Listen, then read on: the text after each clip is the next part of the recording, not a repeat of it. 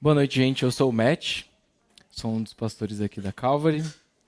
E a gente está numa série sobre autoavaliação, né? O nome da série é Fechado para Balanço e é uma série em cima do livro do profeta Malaquias. Se você tiver dificuldade de encontrar ele na sua Bíblia, é só chegar lá no Novo Testamento e voltar um pouquinho. É o último livro do Antigo Testamento. Malaquias é um livro de um dos profetas. E quando a gente está estudando, a gente consegue dividir, né, os livros da Bíblia em estilos literários, gêneros literários. Malaquias faz parte dos livros proféticos, mas eu também acho que ele tem um subgênero que é curto e grosso, que é tipo mesmo que tá tipo a carta de Tiago, por exemplo, e algumas outras cartas assim que são curtas, mas que são bem objetivas, são bem impactantes e tem algumas passagens que podem parecer bem pesadas e algumas que até são. É, o, o título de hoje é Contexto, Contraste e Conflito. Eu gosto de dar nome assim para as coisas. Ou ele pode ser Gatilho, Memória e Esperança. Ou você pode ir com o título oficial que é Vocação, Cocô e Aliança. Tá escrito Cocô mesmo. E algumas pessoas vieram perguntar, tipo assim, é cocô mesmo? Ele falou assim, sim, é cocô mesmo. E outras pessoas vieram assim, é você que vai pregar hoje? Eu falei assim, por quê? É porque eu vi o título. Então, a galera já sabe o que esperar aí. Mas se você ainda não leu essa passagem, você pode estar estranhando muito o nome, o título. Mas se você já leu, você está achando que eu até usei um termo um pouco mais family friendly, assim, né? É, eu Eu queria começar lendo o texto. Não é um texto muito longo que a gente vai usar como base hoje. A gente está na terceira parte da série, é o segundo capítulo de Malaquias. Então a gente vai ler como base hoje Malaquias capítulo 2, versículos de 1 a 9. Beleza? E eu vou ler e daí eu vou orar para a gente começar.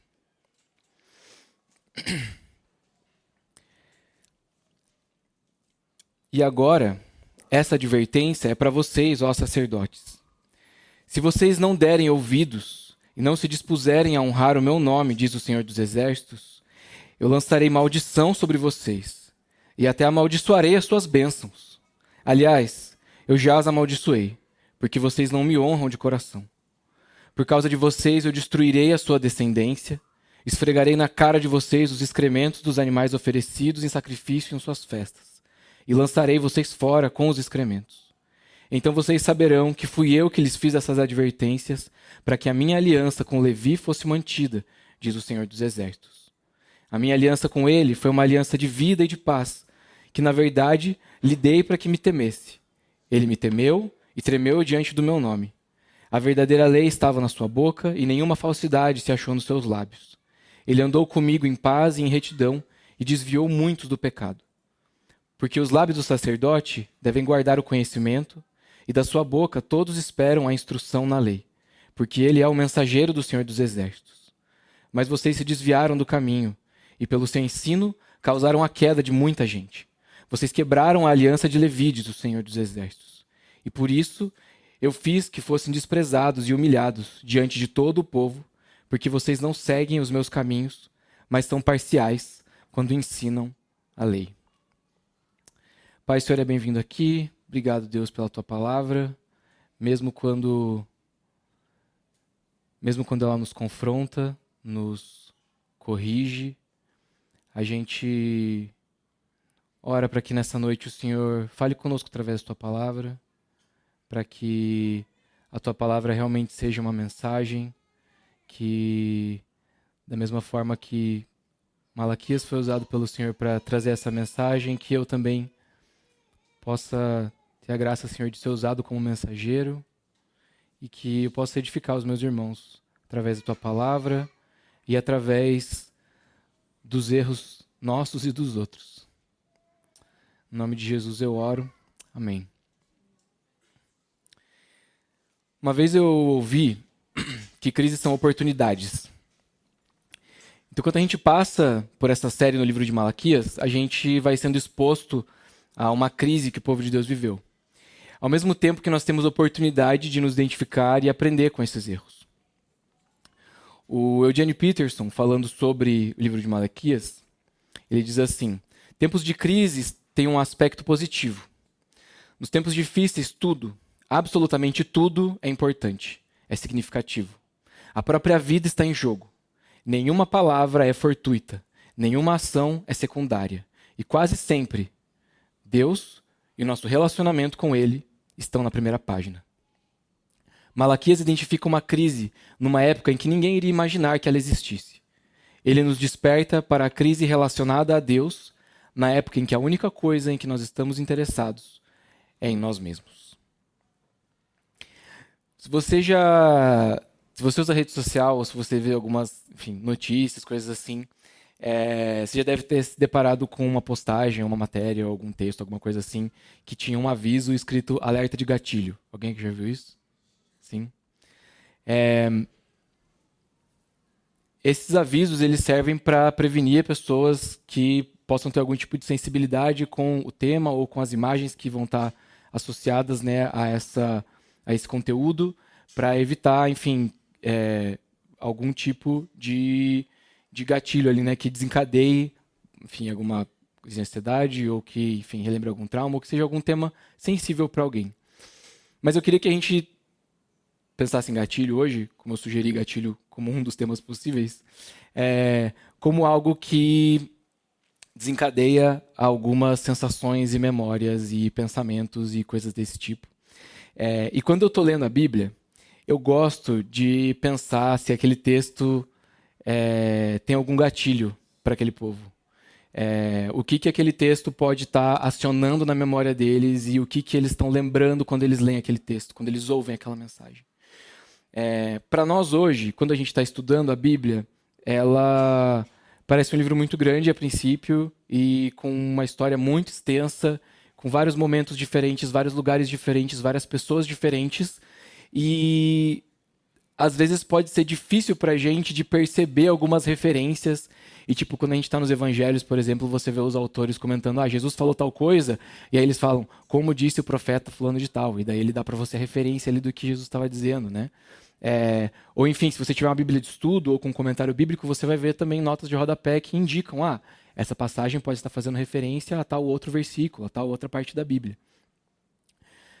Mas para o povo aqui, existem alguns acontecimentos e algumas situações, algumas falas, algumas palavras que trazem muito significado. E quando a gente pensa numa sociedade, né, num povo que tem uma cultura que é bastante oral, né, que você aprende as coisas repetindo e decorando e recitando diariamente, e você não tendo uma Bíblia escrita em casa, você aprende a Bíblia e decora a Bíblia de tanto ouvir e repetir, né, e você vai memorizando essas passagens. Muitas das coisas que são trazidas nas profecias, quando fazem referência a algo da história do povo, geralmente são coisas que são vívidas na memória do povo. E quando o profeta menciona isso, talvez para você não signifique muita coisa, mas para eles pode significar muita coisa. Então, vou fazer um experimento. Para você tentar entender mais ou menos o que eu quero dizer com gatilho, tá? Não se preocupe, não vai ser nada sensível, a menos que você... talvez seja. Mas não vai ser nada grave, tá? Eu prometo. Quando você escuta, eu vou falar e daí vocês podem complementar, tá? Essa é a parte que vocês, por favor, não me deixam no vácuo. Quando você escuta alguém falar assim, é pique, aí o que você responde? Se você escuta, não contavam com a minha, ao infinito e com grandes poderes vem. Essa é mais específica. Quando você escuta, meu alegre coração, os nerds estão online. Hakuna, Asererê, E vai. Essa talvez seja mais traumática para alguns. Essas palavras, elas são carregadas de memória pra gente. Então você pode ter lembrado da palavra seguinte na frase, ou você pode ter lembrado de uma imagem do filme, ou da música, ou do vídeo que você viu essa frase, essa expressão. Mas o fato é que, tipo assim, quando você escuta essa palavra, mesmo que ela não tenha sido originada, talvez com exceção de Hakuna Matata, são palavras que têm outros significados e outros usos na nossa língua, mas você lembra de coisas específicas, né? Automaticamente ela traz para você essa memória. Então, não entender uma referência pode diminuir muito o significado e o peso de uma mensagem. Antes da gente seguir com o versículo por versículo aqui em Malaquias 2, eu queria levar a gente por alguns textos que talvez façam sentido, porque enquanto eu estava lendo e estudando, eu lembrei deles como paralelos para o que a gente vai ter hoje, tá? Então, Levítico capítulo 8, se você não quiser, você não precisa abrir, eu vou ler. E se você quiser abrir, você pode. Olha lá, alguém está me chamando. Mas aí vai estar ali também na tela. Levítico capítulo 8, a partir do versículo 1. E vocês acho que já vão entender mais ou menos o que eu estou querendo dizer aqui. Diz assim: O Senhor disse a Moisés: Traga Arão e seus filhos, suas vestes, o óleo da unção, o novilho para oferta pelo pecado, os 2 carneiros e o cesto de pães sem fermento. Reúna toda a comunidade à entrada da tenda do encontro. Moisés fez como o Senhor lhe ordenou, e a comunidade reuniu-se à entrada da tenda do encontro. Então Moisés disse à comunidade: Foi isso que o Senhor mandou fazer. E levou Arão e seus filhos à frente e mandou-os banhar-se com água. Pôs a túnica em Arão, colocou-lhe o cinto e o manto, e pôs sobre ele o colete sacerdotal. Depois prendeu o manto sacerdotal com o cinturão. Colocou também o peitoral, e nele pôs o urim e o tumim, e colocou o turbante na cabeça de Arão, com a lâmina de ouro, isto é, a coroa sagrada, na frente do turbante, conforme o Senhor tinha ordenado a Moisés. Versículo 10. Depois pegou o óleo da unção e ungiu o tabernáculo e tudo o que nele havia, e assim os consagrou. Aspergiu 7 vezes o óleo sobre o altar, ungindo o altar e todos os seus utensílios e a bacia com o seu suporte para consagrá-los. Derramou o óleo da unção sobre a cabeça de Arão para ungí-lo e consagrá-lo. Trouxe então os filhos de Arão à frente, vestiu-os com as suas túnicas e cintos e colocou-lhes gorros conforme o Senhor lhe havia ordenado. Em seguida, trouxe o novilho para oferta pelo pecado, e Arão e seus filhos puseram-lhe as mãos sobre a cabeça. Moisés sacrificou o novilho e com o dedo pôs um pouco do sangue em todas as pontas do altar para purificá-lo. Derramou o restante do sangue na base do altar e assim o consagrou para fazer propiciação por ele. Moisés pegou também toda a gordura que cobre as vísceras, o lóbulo do fígado e os 2 rins com a gordura que os cobre e os queimou no altar. Mas o novilho, com seu couro, sua carne e o seu excremento, ele queimou fora do acampamento, conforme o Senhor lhe havia ordenado. O segundo é mais curto. Números capítulo 6, versículos 23 até o 27. Diga a Arão e aos seus filhos: Assim vocês abençoarão os israelitas. O Senhor te abençoe e te guarde. O Senhor faça resplandecer o seu rosto sobre ti e te conceda graça. O Senhor volte para ti o seu rosto e te dê paz. Assim, eles invocarão o meu nome sobre os israelitas e eu os abençoarei.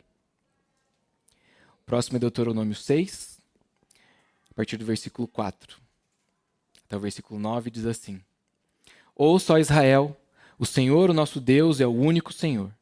Ame o Senhor, o seu Deus, de todo o seu coração, de toda a sua alma e de todas as suas forças. Que todas essas palavras que hoje eu lhes ordeno estejam no seu coração. Ensine-as com persistência aos seus filhos, converse sobre elas quando estiverem sentados em casa, quando estiverem andando pelo caminho, quando se deitar e quando se levantar. Amarre-as como um sinal nos braços e prenda-as na testa. Escreva nos batentes das portas da sua casa e nos seus portões. E o último, Levítico 26, versículos 14 e 15.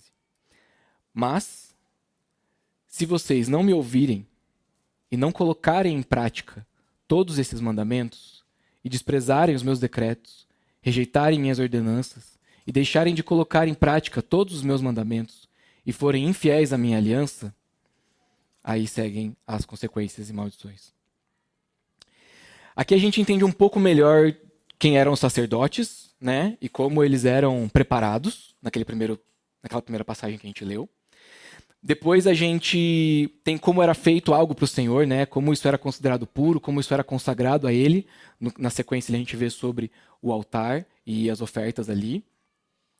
A gente vê também como o Senhor queria que o seu povo tratasse a sua palavra e a sua aliança. A gente vê como os sacerdotes abençoavam Israel e tinha uma bênção específica, né, que era a bênção sacerdotal. E como o povo quebraria essa aliança e o que seria, então, o que configuraria o descumprimento dessa aliança. A gente teria assunto para horas e horas em cima disso e se aprofundando nesses textos, mas não é a oportunidade e eu nem sou a pessoa mais apta para isso. Mas eu queria dar uma breve noção do que pode ter sido a referência do povo e dos sacerdotes ao ouvir essas palavras de Malaquias. Para que a gente também entenda de que forma elas fazem sentido para a gente hoje. Então, se a gente for lá para Malaquias 2, no nosso texto base, o versículos 1 e 2 diz assim: E agora essa advertência é para vocês, ó sacerdotes. Se vocês não derem ouvidos e não se dispuserem a honrar o meu nome, diz o Senhor dos Exércitos, eu lançarei maldição sobre vocês, e até amaldiçoarei as suas bênçãos. Aliás, já as amaldiçoei, porque vocês não me honram de coração. A mensagem de Malaquias aqui segue endereçada ainda aos sacerdotes, como uma advertência ou um mandamento, né, uma ordenança. Aquela passagem que eu li ali em Deuteronômio 6, né, que é ouve, ó Israel, o Senhor, o teu Deus é o único Deus, e assim por diante, é o único Senhor, ela é conhecida pro povo judeu como Shema. Shema é a primeira palavra dessa oração, ou dessa declaração, que significa ouça, ou ouve, né? E é interessante porque essa é uma declaração fundamental da fé de Israel, que ela é citada diariamente, desde a época de Moisés. Então, é curioso que uma das primeiras palavras principais de dos primeiros discursos que são repetidos diariamente por um judeu em relação a Deus e se lembrando de quem é o seu Deus é ouve. Escuta. Quando foi perguntado sobre qual era o mandamento mais importante, em Marcos 12, a partir do versículo 29, Jesus responde exatamente isso. O mandamento mais importante é esse. Ouve, ó Israel. E Jesus recita ali o Shema. Quando a gente vê Deus falando aqui através de Malaquias, né? Se vocês não derem ouvidos, se vocês não ouvirem, vocês já perderam o primeiro ponto do que é o mais importante da nossa relação e do nosso acordo aqui. Se você não me ouvir, você já está perdendo tudo. Se você não dispuser a honrar o meu coração, aliás, confundi as palavras, desculpa. Se você não dispuserem a honrar o meu nome, o termo para honra aqui, ele em algumas Bíblias é traduzido como glória, né? Dar glória ao meu nome. E tem a ver com peso, essa palavra. E a expressão que é usada também tem a ver com se você não colocar no coração, né?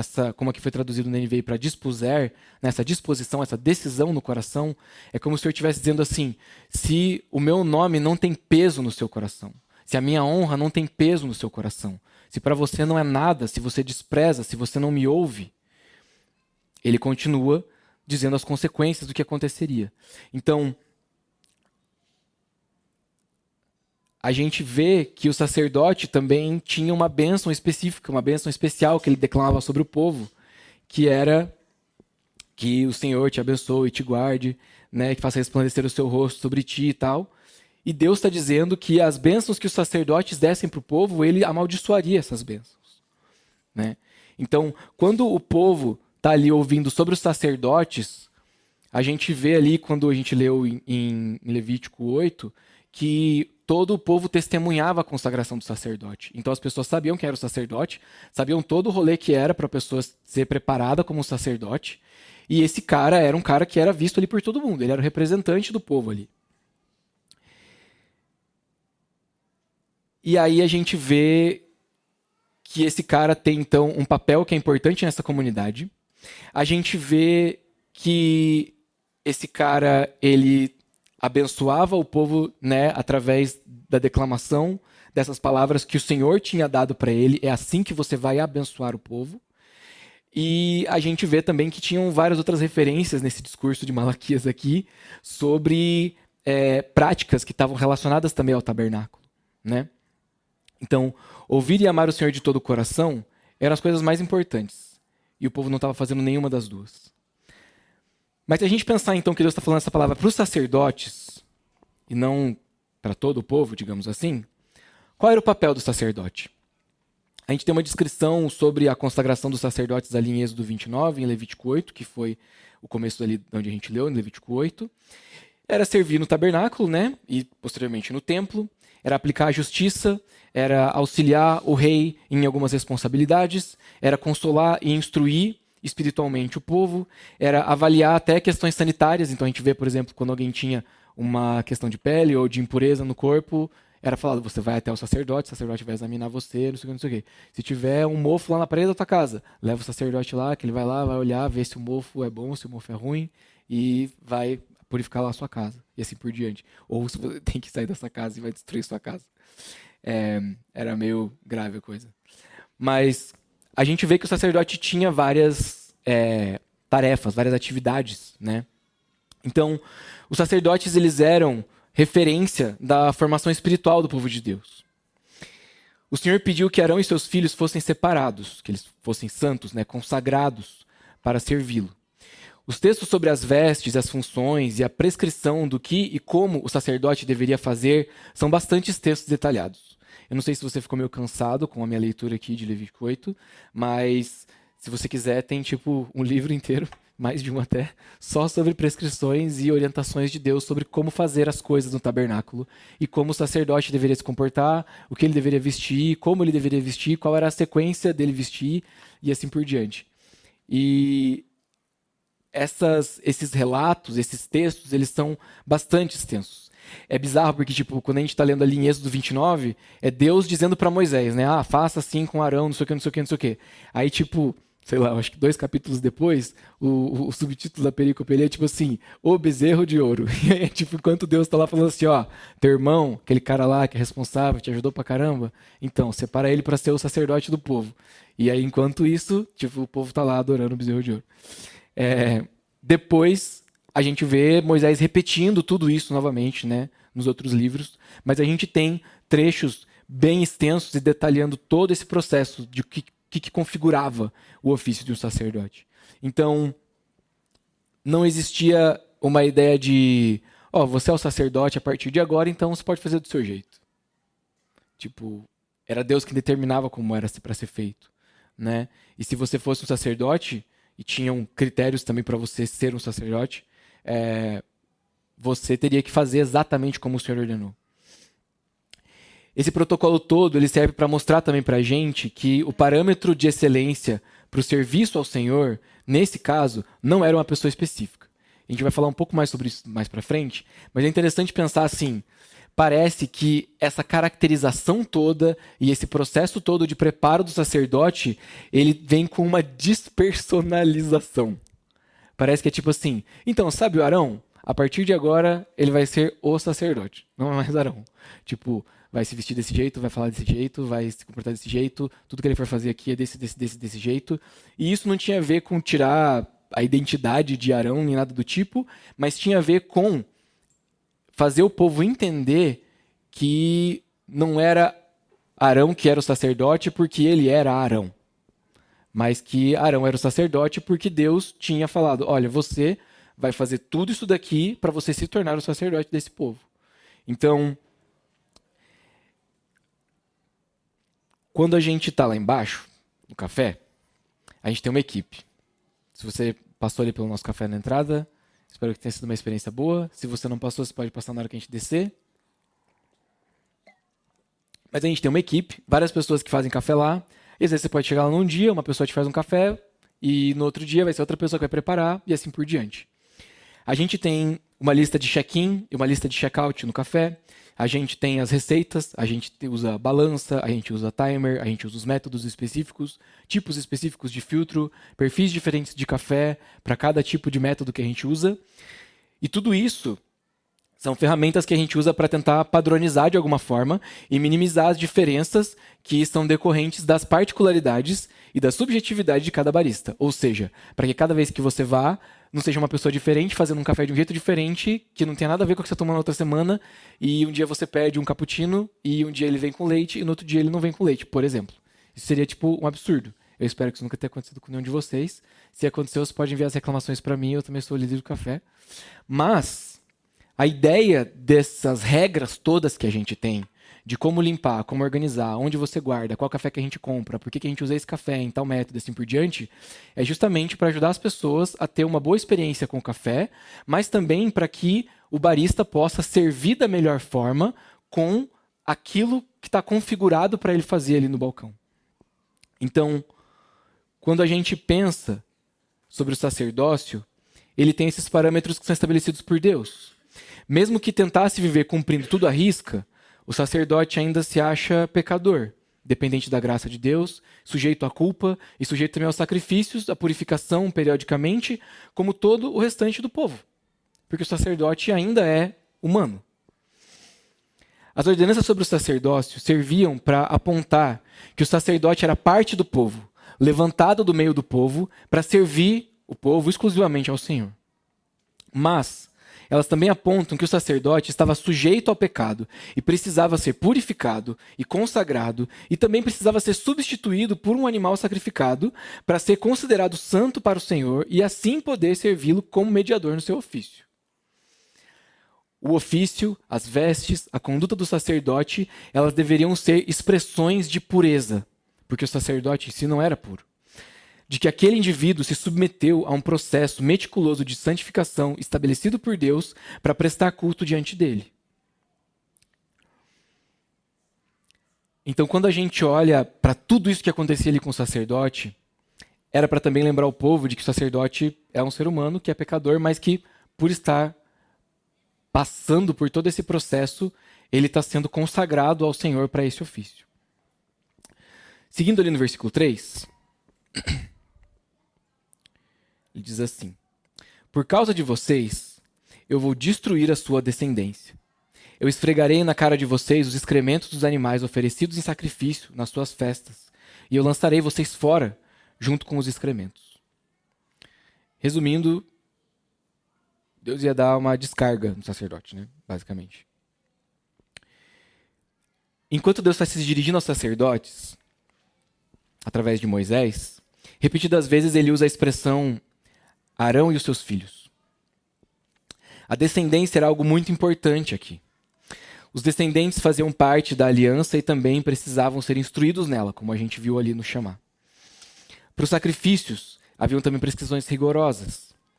Êxodo 29:14, que também repete o que está escrito ali em Levítico 8 que a gente leu, diz que no sacrifício para a consagração do sacerdote, o sangue era usado para purificar o altar. A gordura era queimada no altar como oferta, mas os restos do animal e os excrementos eram queimados fora do acampamento como uma oferta para o pecado. Então, o sacerdote, quando ele chegava ali, a gente leu, né, lá nessa parte mais extensa de Levítico, que ele era lavado, né, ele precisava tomar ali como um banho cerimonial, digamos assim, ser lavado com água, né, para ser purificado e trazido para o tabernáculo. E depois toda essa roupa que era colocada neles, acessórios, que cada um deles também tinha um significado, e que na testa dele era derramado óleo para consagração, e era colocado o seu turbante ali e tal, e essa placa que algumas traduções vai dizer que é uma lâmina, e outras vai dizer que era um símbolo, né, um emblema, que significa santidade ao Senhor. Mas agora Deus está dizendo que ele ia ser sujo, e que ele ia ser expulso. Então, a expulsão do sacerdote é um sinal da autoria de Deus e do seu zelo para com a sua aliança. O óleo aromático da unção do sacerdote dá lugar ao excremento da culpa. É interessante que Deus dá uma coisa super detalhada sobre o que fazer para ordenar o sacerdote. E aí ele diz que quando fosse sacrificar o animal ali, pela culpa do sacerdote, os restos desse animal e as vísceras e o excremento desse animal, o cocô desse animal deveria ser removido ali junto e deveria ser levado para fora, que essa parte não deveria ser queimada junto no altar, nessa cerimônia específica. Deveria ser levada para fora e queimada fora, porque era uma oferta pela culpa. E aí Deus está dizendo aqui em Malaquias que ele vai destruir a descendência, e o ofício sacerdotal era algo hereditário, passava de pai para filho. Deus vai destruir a descendência deles e que ele vai esfregar a cara deles, vai esfregar na cara deles o excremento dos animais que eles oferecem. Então, essa parte que você pega e você leva lá para fora e você joga porque ela é impura, eu vou esfregá-la na sua cara. Tem uma outra versão, se não me engano, na Almeida, ele fala, eu vou atirar sobre você. E essa é uma imagem bem gráfica, assim. Talvez essa situação possa ser gatilho para você, se você tem um filho pequeno que seja bem arteiro. Graças a Deus, minha filha nunca jogou cocô em mim, mas criança tudo pode acontecer, né? Mas o fato é que se você já pisou num cocô de cachorro, não ia fazer uma piada ruim agora, regional. Se você já foi para São Paulo, talvez você tenha pisado num cocô de gente também. Bem comum por lá. Embora eu tenha um certo apreço por São Paulo, eu gosto muito de São Paulo, mas pode acontecer. Se você tem uma sensibilidade olfativa como eu, pelo cheiro você percebe já que é diferente. Mas o cheiro é muito forte. O cheiro do cocô é muito forte. Se você tem filho e você trocou fralda, primeiro que você não está fazendo mais que a obrigação, né? Mas segundo que você deve ter percebido que o cheiro é muito forte, né? E o que Deus está dizendo aqui é uma parada muito bizarra, assim, sabe? Tipo assim, algumas pessoas mandaram ali, tipo assim, tá escrito cocô ali, você viu? Tipo assim, e aí fala assim, sim, tipo, é esse que Deus falou que vai jogar na cara dos caras. É muito estranho isso pra gente, mas isso mostra o nível de indignação do Senhor com essa situação. Versículo 4, ele continua dizendo assim: então vocês saberão que fui eu que lhes dei essa advertência, para que a minha aliança com Levi fosse mantida, diz o Senhor dos Exércitos. A minha aliança com ele foi uma aliança de vida e de paz, que de fato lhe dei para que me temesse. Ele me temeu e tremeu diante do meu nome. Aí tem um exercício que geralmente eu faço quando eu estou lá ensinando adolescentes, que quando a gente lê uma passagem, geralmente eu pergunto assim: você entendeu o que você leu? Tem alguma coisa que chama a sua atenção? Tem alguma coisa que você não entendeu? E quando a gente lê esse texto, talvez possa passar despercebido, mas Deus está falando aqui que ele fez uma aliança com Levi. E aí talvez você possa perguntar: quem é Levi? E aí, se a gente for pesquisar quem é Levi, Gênesis 49, versículos 5, 6 e 7, a gente tem uma bênção, se a gente pode chamar dessa forma, sobre Levi, proferida pelo próprio pai dele. Essa é a última bênção de Jacó para os seus filhos, e ele está ali falando para cada um o que vai acontecer, né? Meus filhos, vem aqui que eu vou reunir todos vocês, eu vou abençoar vocês. E daí ele chama lá Levi e o seu irmão Simeão, e ele fala assim: Simeão e Levi são irmãos, as suas espadas são armas de violência, que eu não entre no conselho deles, e nem participe da sua assembleia, porque na sua ira eles mataram homens, e a bel prazer aleijaram bois, cortando-lhes o tendão. Maldita seja a sua ira, tão tremenda, e a sua fúria, tão cruel. Eu os dividirei pelas terras de Jacó e os dispersarei em Israel. Esse é o Levi que Deus está falando aí, que fez aliança, que andou em retidão, fez várias paradas. E aí você fica assim, nossa, tipo, parece meio estranho, né? A história que originou essa bênção, suposta bênção, tá em Gênesis 34, é uma parada bem nível Casos de Família e Programa do Ratinho, assim. Recomendo depois, se você quiser se inteirar mais sobre isso, mas eles estavam vingando a irmã e eles fizeram todo um esquema lá para, enfim, atacar uns caras lá e matar vários caras. E isso foi reprovado também pelo próprio pai deles. Mas depois a gente tem alguns livros depois, né? Em Números, capítulo 3, versículos 6, 7 e 8, a gente diz assim: mande chamar a tribo de Levi e apresente ao sacerdote Arão para auxiliá-lo. Eles cuidarão das obrigações próprias da tenda do encontro, fazendo o serviço do tabernáculo para Arão e para toda a comunidade. Tomarão conta de todos os utensílios da tenda do encontro, cumprindo as obrigações dos israelitas no serviço do tabernáculo. Então, a gente vê que Levi é um cara que, pelo que a gente vê ali na história, não foi um cara assim super exemplar. O próprio pai fala assim, cara, coitado de quem anda com você, que Deus me livre da sua companhia e coisas desse tipo. Mas a gente vê que os descendentes desse cara formam uma tribo dentro do povo de Israel, e a tribo desse cara depois é escolhida por Deus, que era a tribo, inclusive, que Moisés fazia parte. Moisés que também matou gente aí. Se você...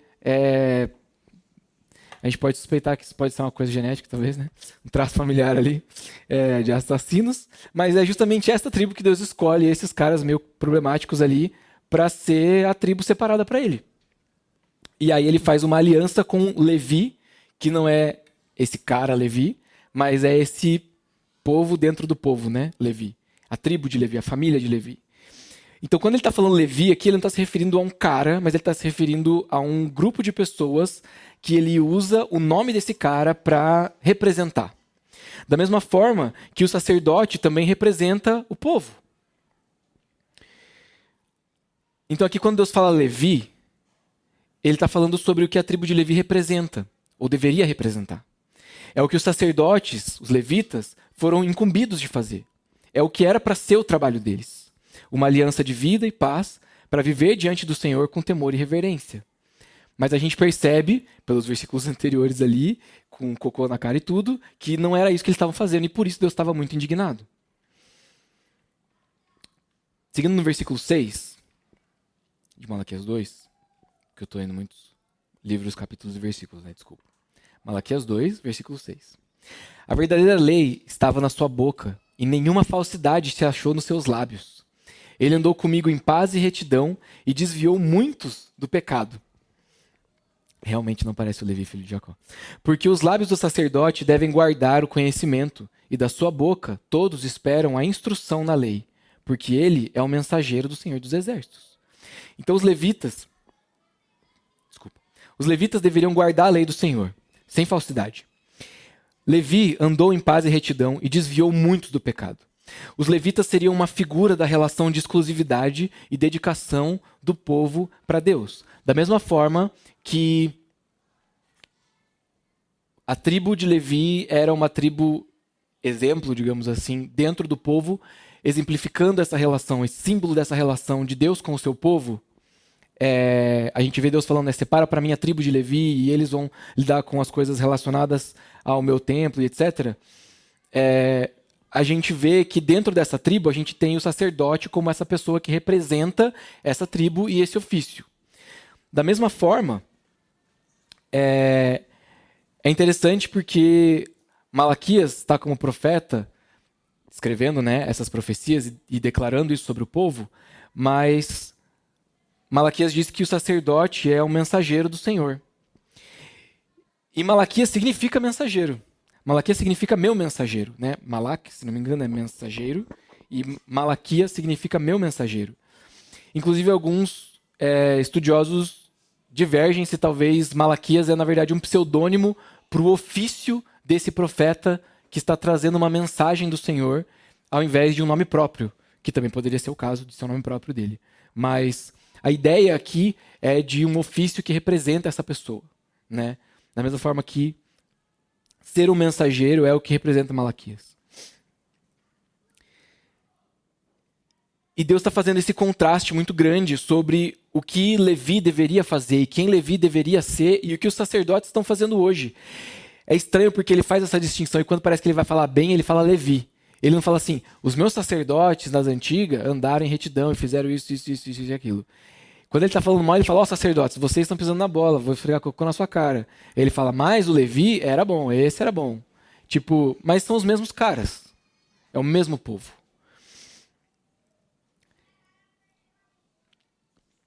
Versículo 8. Mas vocês se desviaram do caminho e pelo seu ensino causaram a queda de muita gente. Vocês quebraram a aliança de Levi, diz o Senhor dos Exércitos. Por isso, eu fiz que fossem desprezados e humilhados diante de todo o povo, porque vocês não seguem os meus caminhos, mas vocês são parciais quando ensinam a lei. Os sacerdotes de seu pecado haviam causado a queda de muitos. Eles se desviaram e o povo os seguiu.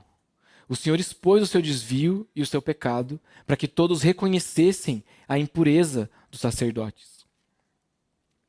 Eles deixaram de ouvir, deixaram de praticar, desprezaram, rejeitaram e foram infiéis. Que foi o que a gente tinha lido ali em Deuteronômio. Cadê? Aliás, Levítico 26. Desculpa. Levítico 26, 14 e 15. Se vocês não me ouvirem, não colocarem em prática os meus mandamentos, desprezarem os meus decretos, rejeitarem as minhas ordenanças, deixarem de colocar em prática todos os mandamentos e forem infiéis à minha aliança. Eles, gabaritaram a quebra do contrato, assim. Fizeram, tudo que não podia fazer. Mas é interessante como Deus ainda está dizendo para eles no sentido assim: levitas, vocês estão errados. Mas Levi foi bom. Os levitas fazem o que agrada ao Senhor. Mas vocês, levitas, estão fazendo o que é errado. Sacerdotes, eu vou castigar vocês. E eu vou amaldiçoar as bênçãos de vocês. Porque os meus sacerdotes são aqueles que abençoam o meu povo. Os meus sacerdotes, eles andam em retidão. Eles desviam as pessoas do erro. Mas os meus sacerdotes estão levando as pessoas ao erro. E as pessoas estão tropeçando por causa de vocês. Porque os meus sacerdotes estão fazendo muita coisa errada. E estão desprezando a minha aliança. Porque o meu sacerdote é aquele que guarda a minha aliança. Parece confuso. Mas na verdade o que Deus está trazendo para o povo é assim: esse cara também é você. Se arrepende. Esse cara pode ser você.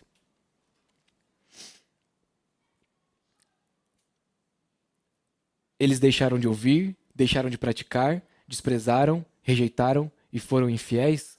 Tudo isso enquanto frequentavam e performavam as suas obrigações religiosas.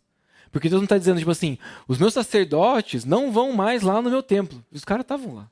O Rodrigo falou semana passada, o Doug falou também. Eles estavam ali oferecendo sacrifícios e fazendo as coisas de qualquer jeito? Sim. Mas estavam ali fazendo. Estavam ali frequentando, estavam praticando e imagino que estavam ainda proferindo as bênçãos, estavam declarando as orações, estavam fazendo tudo que era o normal que eles faziam sempre. Mas eles deixaram de ouvir, deixaram de praticar, desprezaram, rejeitaram e foram infiéis. Os levitas seriam uma figura da relação de exclusividade e dedicação do povo para Deus.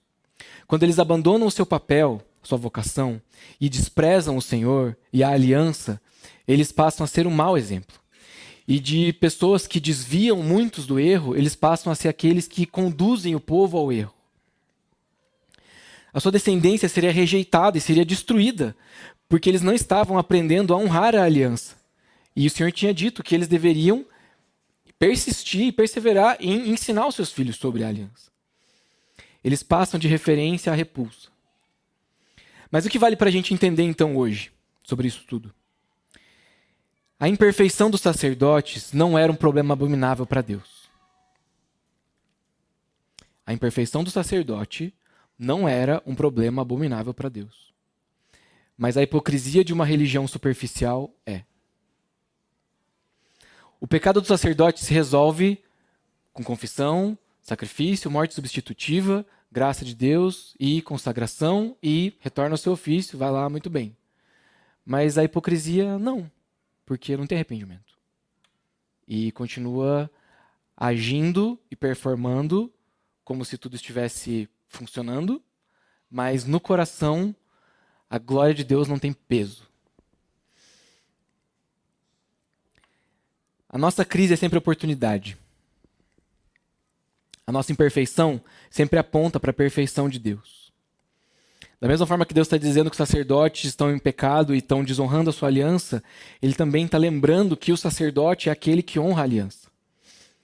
Em breve, deixa eu ver, se você tem uma edição da NVI igual a minha, em 1, 2, 3, 4, em 4 páginas, vem um mensageiro fiel, cheio de graça e verdade, sem falsidade alguma, um descendente escolhido e não um descendente rejeitado, para compartilhar a sua herança com todos por meio da adoção, que é a expressão exata do ser de Deus e da sua aliança. Um mensageiro que guardava a lei na sua boca, mas também cumpriu a lei com as suas ações. O seu ensino levantou a muitos. O seu exemplo desviou muitos do pecado. A sua obra trouxe redenção, purificação e abençoou a todos. Porque Cristo é o sumo sacerdote, ele é o mediador perfeito. Levi andou em paz e retidão e desviou muitos do pecado. Cristo andou em paz e retidão e nos livrou de uma vez por todas de todo o pecado. A imperfeição dos sacerdotes aponta para o arrependimento, mas ela também aponta para um sacerdote perfeito, que é Cristo, que vem para cumprir tudo o que o sacerdote não poderia, mas ele também vem para nos lembrar que ele é o sacrifício definitivo em substituição ao pecado do sacerdote. E de que nós hoje não precisamos mais oferecer sacrifícios e sermos consagrados da forma que os sacerdotes eram, embora 1 Pedro 2,9 diga que nós também somos sacerdotes. De que Deus nos fez sacerdotes. Nós somos um reino de sacerdotes, nós somos sacerdotes reais. Então, de certa forma, nós também somos sacerdotes hoje. Então, para a gente encerrar,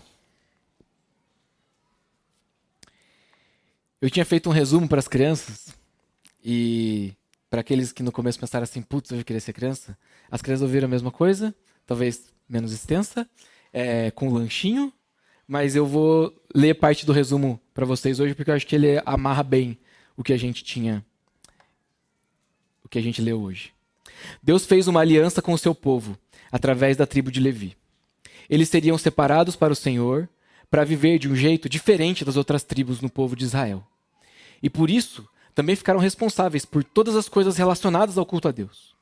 Se a gente fosse pensar na igreja hoje, eles iam abrir a igreja, arrumar as cadeiras, montar os instrumentos, tocar, pregar, limpar, guardar tudo. Só eles podiam fazer isso, mais ninguém. Mas depois de tantos anos dessa aliança, os sacerdotes da tribo de Levi não estavam mais honrando Deus de coração. Eles faziam as coisas por aparência e adoravam a Deus da boca para fora. Então Deus envia uma mensagem para eles através do profeta Malaquias, lembrando os sacerdotes de como era a aliança dele com a tribo de Levi lá no começo. Uma aliança de vida e de paz, onde se fala sobre a palavra de Deus e não existe falsidade. Uma vida de paz e de justiça que desvia as pessoas do pecado. Se todos nós somos sacerdotes em Cristo, nós vivemos para honrar e obedecer a Deus de todo o coração, vivendo em paz e justiça diante dele, expressando o nosso Rei Jesus para o mundo. Como igreja, nós temos honrado Deus e a sua aliança de todo o coração? As minhas palavras e as minhas ações têm expressado uma relação de exclusividade e dedicação com o Senhor, como as vestes e o ofício e as palavras do sacerdote expressavam? E por último, a minha presença purifica ou ela revela impureza? Deus diz ali na palavra que depois que Moisés, e os sacerdotes ali consagravam o altar e purificavam o altar com o sangue, tudo que tocasse o altar se tornava puro. Será que a nossa presença purifica as coisas? Ou será que a gente está andando por aí com a nossa camiseta preferida do esmilinguido, mas com cocô na cara? Que você e eu sejamos como sacerdotes que expressam uma aliança de vida e de paz. Que sejamos mensageiros fiéis da palavra de Deus, sem falsidade e sem parcialidade. Uma vida de paz e de justiça que desvia as pessoas do pecado e que santifica tudo e todos ao nosso redor.